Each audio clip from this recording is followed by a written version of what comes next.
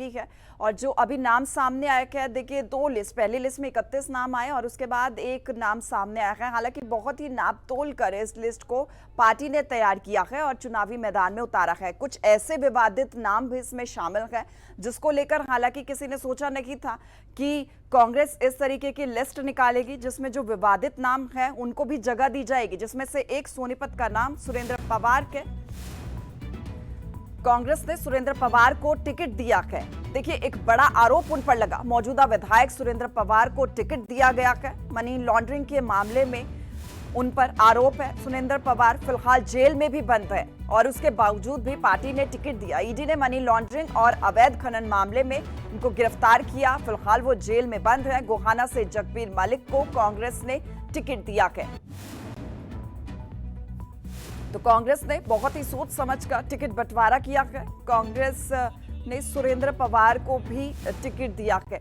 और ज्यादा जानकारी के साथ सनी मलिक सोनीपत से संवाददाता हमारे साथ जुड़ चुके हैं। सनी, देखिए जेल में बंद है सुरेंद्र पवार, लेकिन ताकत इतनी, मजबूती इतनी पार्टी तक कि अब भी एक बार फिर से पार्टी ने भरोसा जताया है उन पर और टिकट दे दी गई है। इतना बड़ा आरोप लगने के बाद भी बहुत बड़ा सवाल ये। जी देखिए श्वेता, बिल्कुल हरियाणा में जैसे विधानसभा चुनाव शुरू हुए तब कांग्रेस ने ये कहा था कि गेटिंग सीटिंग का फार्मूला है वो हम जारी रखेंगे और उसी के तहत सुरेंद्र पवार को टिकट है वो दिया गया है, उम्मीदवार है वो बनाया गया है।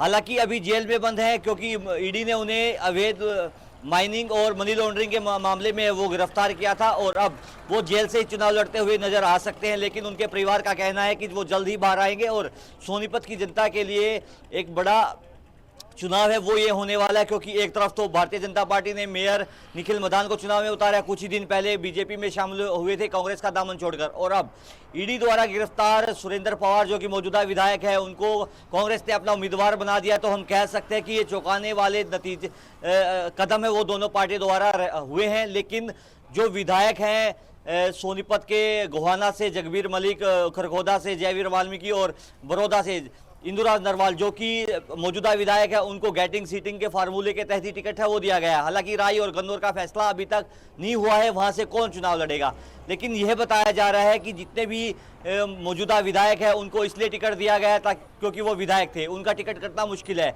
वहीं जुलाना से विदेश फोगाट है वो चुनावी मैदान में नजर आएंगी श्वेता, लेकिन सोनीपत की सीट है वो हॉट सीट बनती हुई नजर आ रही है क्योंकि एक तरफ मौजूदा विधायक जेल में है तो दूसरी तरफ जो बीजेपी के जो प्रत्याशी हैं वो कांग्रेस छोड़कर बीजेपी में शामिल हुए हैं। और अब सबकी निगाहें सोनीपत सीट पर इसलिए हो जाती हैं क्योंकि जेल से चुनाव लड़ेंगे सुरेंद्र पवार और कांग्रेस छोड़कर बीजेपी में शामिल हुए निखिल मदान अब भारतीय जनता पार्टी का चेहरा होने वाले हैं। जी श्वेता।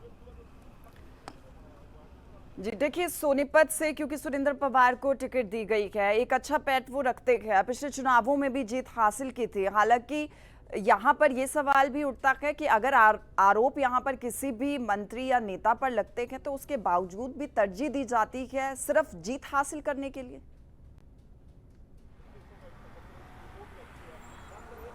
जी देखिए श्वेता, हरियाणा में जैसे ही उम्मीदवारों की घोषणा कांग्रेस ने की उसमें कई ऐसे नाम थे जो कि बड़े चौंकाने वाले थे। एक तो धर्म सिंह छोकर जो कि संभालका से मौजूदा विधायक है, उन पर भी ईडी ने कई मुकदमे हैं वो मनी लॉन्ड्रिंग के और अन्य मामलों के हैं वो दर्ज करे, उन्हें भी टिकट है वो दिया गया। वहीं लोकसभा चुनाव लड़े भिवानी सीट से रावदान सिंह, उनको भी टिकट है वो दे दिया गया। जिसके बाद ये कयास लगाए जा रहे हैं, भारतीय जनता पार्टी निशाना लगातार कांग्रेस पर साध रही है कि भ्रष्ट आदमियों को टिकट है वो दिया जा रहा है। और अभी हमारी प्रदेश अध्यक्ष मोहनलाल बड़ोली से बातचीत हो रही थी तो उन्होंने कांग्रेस की इस लिस्ट पर भी निशाना साधते हुए कहा कि चोरों को, उचक्कों को उम्मीदवार है वो बनाया गया है। हम हरियाणा में एक बार फिर सरकार है वो बनाने जा रहे हैं जो कि ऐतिहासिक होने जा रही है। उन्होंने कहा कि प्रधानमंत्री नरेंद्र मोदी हरियाणा में 4 रैली है वो करेंगे जिनकी तारीखें और स्थान है वो निर्धारित है, वो हो गया है। जल्द ही शाम तक मीडिया को ये खबर दे दी जाएगी कि प्रधानमंत्री नरेंद्र मोदी, अमित शाह,